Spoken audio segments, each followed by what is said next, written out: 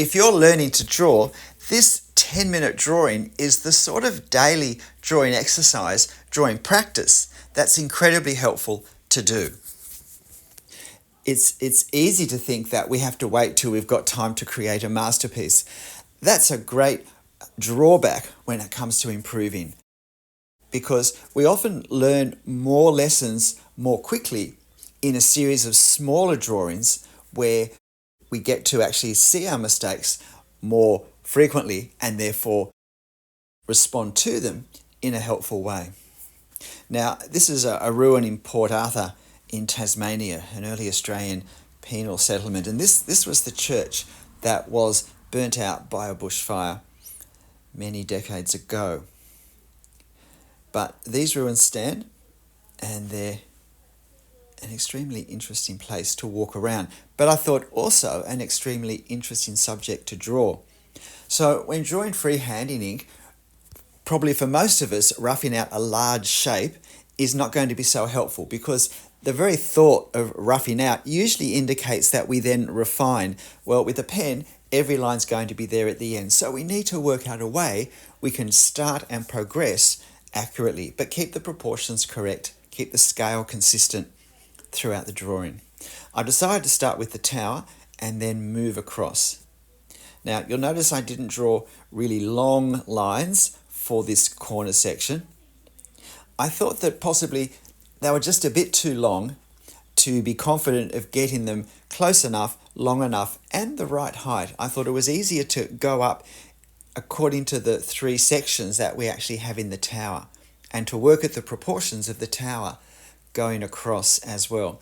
The really important thing with this section, I think, besides trying to keep all our verticals truly vertical, is to get those perspective angles of the moulding above each of the windows and then the wall at the top of the tower. Get those angles increasing as they move upwards, because that's the perspective rule. That's what happens. It's not so much a rule, but it's a description of what happens.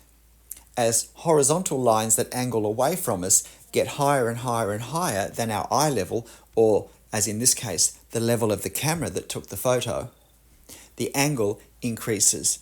And if there are horizontal lines below eye level, the angle also increases, but in the opposite direction. But here, most of the lines that we can see, or at least we can see easily, angle from the upper left down to the lower right. So at this point, I'm working hard on aligning the windows above each other. I'm probably getting a little bit bogged down, being a little bit slow here. This drawing really did push me. I did feel I was under the time pressure to get it finished in 10 minutes. And in fact, I show you at the point where 10 minutes is up. And in that time, I managed to outline the church, but I didn't have time to add any effect for the stonework. So I added that at the end, although I have sped just that bit up, the bit after 10 minutes where I create the visual effect as best I can for the time I have of the stonework. So trying to get these little pointy tops to the rounded sections on the corners. And it's important to remember that the tops of these 2 spires, small spires, minarets, they also need to conform to the perspective angle. If we were to draw a line from the tip of one tower to the tip of the one next to it, then the line that was formed has to fit the perspective pattern. Now, drawing that line I just drew, I looked at the width directly across, horizontally across. I didn't look at the diagonals. I find looking at the diagonals makes it much harder to draw an accurate line. I'm much more likely to go too far on the diagonal, but if I'm just looking at a horizontal distance at 180 degrees, not connected with any line work, it makes it easier for me then to position where that vertical line will be. And of course we have some more sections of this not quite rounded corner section. Just trying to get these spires on.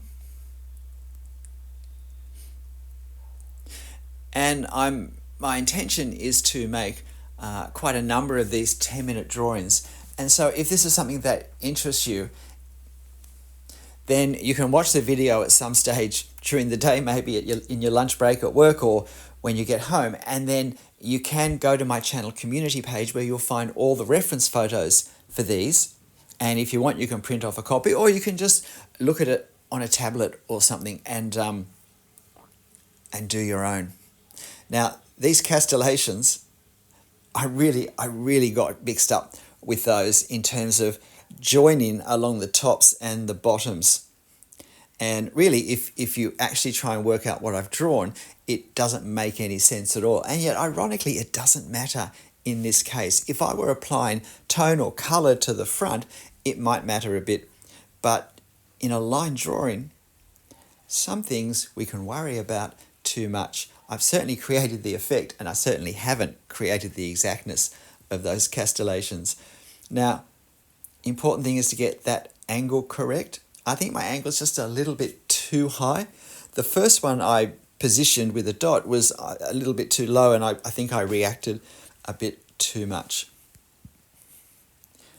And those windows also on that wall probably go up just a couple of millimeters too high. But I don't have time to get upset about it. Time just to push on.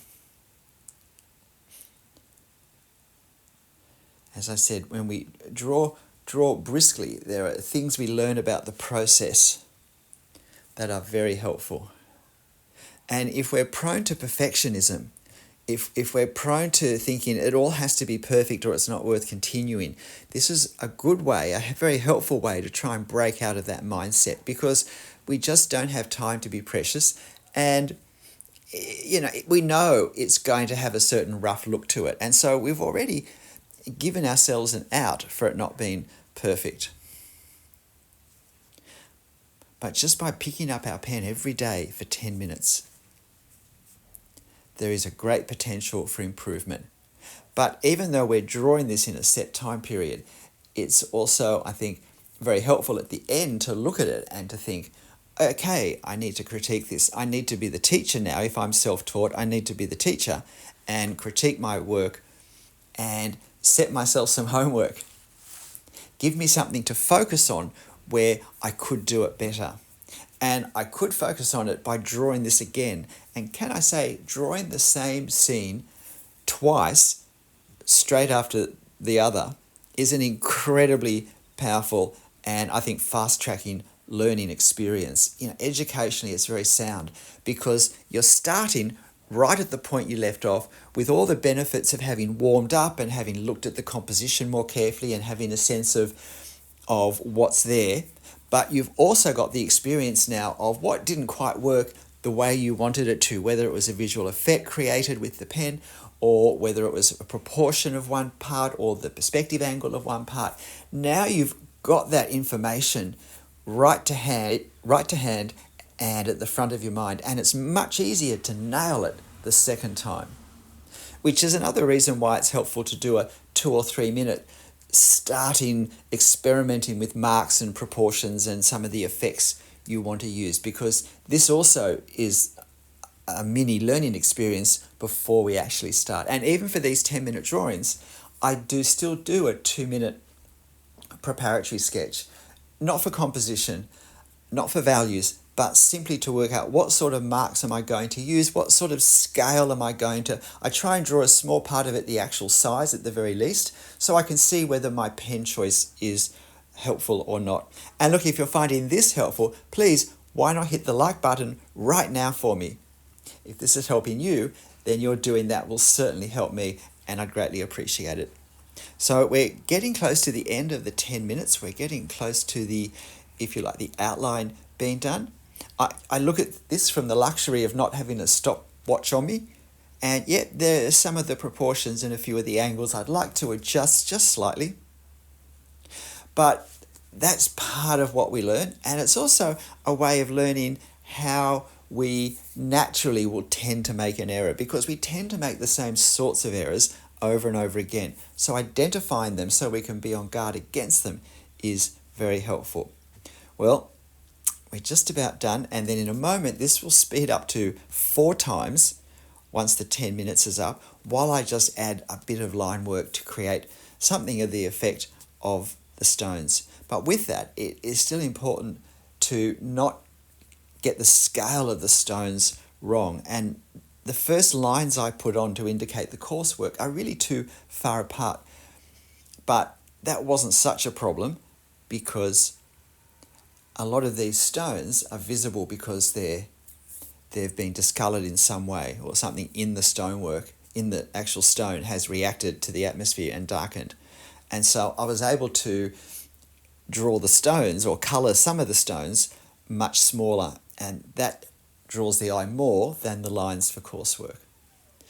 And remember, we're trying to create the effect. We don't want to cover it all with every brick. Besides being incredibly tedious to do, it would mean that the effect would be of all ink and of all bricks. And although the brickwork is a fairly significant visual impact when we look at this, the overall effect, though, is still the actual structure. It's the walls, it's the towers, it's the silhouette. So we don't want visually the marks we use for the brickwork to be too dark and to attract too much attention. And we pretty much have it. So there it is, with maybe another 5 minutes of marks furiously added on in a quarter of that time. G'day, I'm Stephen Travers. Look, I'm really enjoying just the change and the different stimulation that drawing a quick 10-minute freehand sketch is compared to drawing more complex works over a longer period of time. So if this isn't something you've been doing, I hope you give it a go, and I hope these references help you to give it a go as well. If you want to have a go drawing this yourself, can I really recommend that you don't focus in on my drawing and copying along my line work with me. That will only teach you to copy, and it won't equip you with the skills you need to be able to then draw your own freehand drawings from photos or from life in front of you. I suggest instead you watch the video, you pay attention to my line work, and you take on board how I'm doing it. But then when you draw it yourself, you focus totally on the reference, and then utilizing some perhaps of what I've said and done, but incorporating your own approach and your own experience, doing your own creative thinking and creating your own drawing. But look, however you draw and whichever way you do it, however it works out, however long it takes you, make sure you have fun. I'll see you next video. Bye.